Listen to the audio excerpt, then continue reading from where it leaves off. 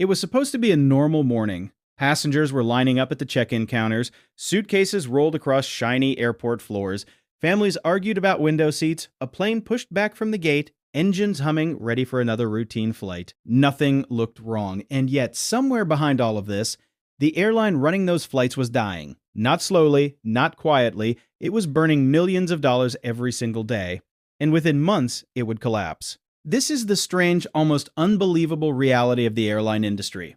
Airlines make billions in revenue, they fly millions of passengers, they operate some of the most advanced machines ever built, and yet they go bankrupt, again and again. So the question is simple. How can an industry that looks so massive, so busy, and so successful be so fragile? To understand this, we need to go behind the scenes. Let's start with something most people misunderstand. Revenue is not profit. An airline might report $40 billion in revenue in a year. That sounds massive.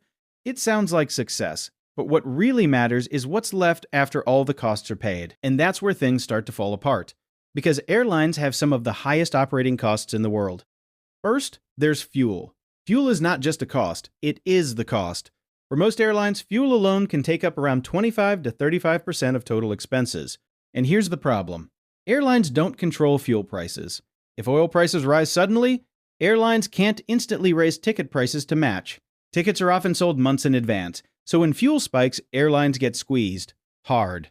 Then there's the aircraft themselves. A single long-haul aircraft like a Boeing 787 Dreamliner can cost over $200 million.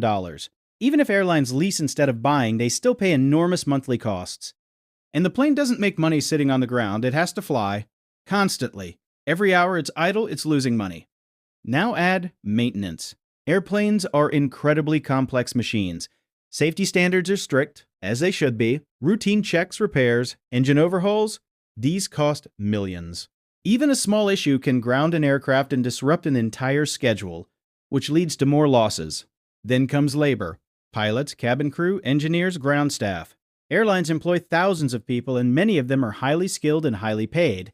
Pilot salaries alone can reach hundreds of thousands per year. And when there are shortages, airlines are forced to pay even more. At this point, you might be thinking, okay, costs are high, but airlines still make billions, right? So they should still be profitable. Here's where it gets even more complicated.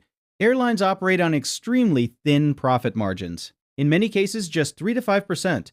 That means for every $100 you spend on a ticket, the airline might only keep $3 to $5 as profit. Everything else goes to costs. Now imagine what happens when something goes wrong. A sudden drop in demand, a global crisis, a spike in fuel prices, a labor strike, bad weather disrupting flights for days. Even one of these can wipe out profits.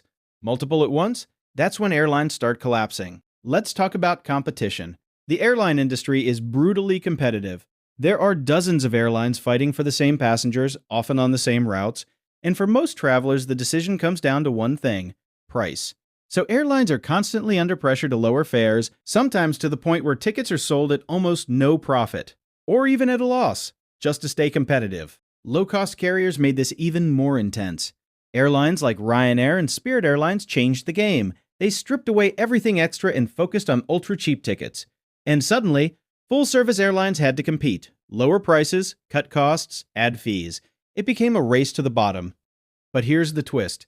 Even low-cost airlines aren't safe, because when your entire strategy depends on selling cheap tickets, there's very little room for error. If costs rise even slightly, profits disappear. Now let's look at something even more dangerous. Debt. Airlines borrow huge amounts of money to buy planes, to expand routes. To survive downturns, debt isn't always bad, but in aviation it can become overwhelming because when revenue drops, the debt payments don't stop. They keep coming, month after month.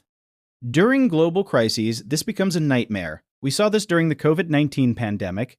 Air travel demand collapsed almost overnight, planes were grounded, borders were closed, but airlines still had to pay for aircraft leases, staff, and maintenance. Many burned through billions just to stay alive. Some survived with government help, others didn't. This brings us to a harsh truth. Airlines are extremely sensitive to external shocks. More than most industries, they depend on stable economies, open borders, and consistent demand. Take any of those away, and the system starts to break. Now imagine running an airline. You need to predict demand months in advance, set ticket prices early, manage thousands of flights, control costs you don't fully control, and somehow make a profit of just a few percent.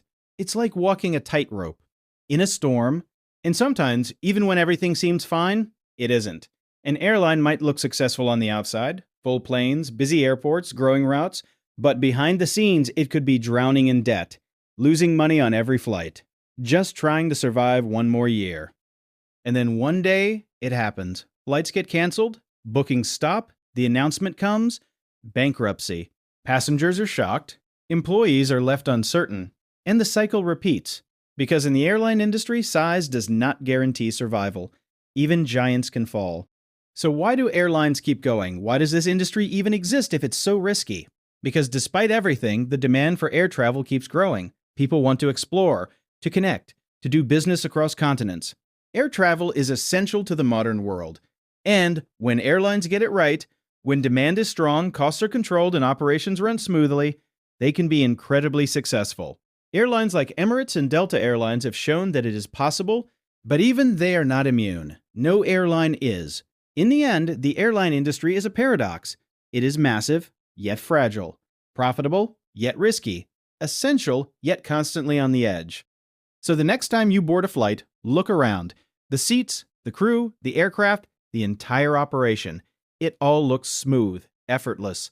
But behind that smooth experience is one of the most complex and financially dangerous businesses in the world. An industry where billions are made and billions are lost, sometimes at the same time. And that is why airlines can make billions and still go bankrupt.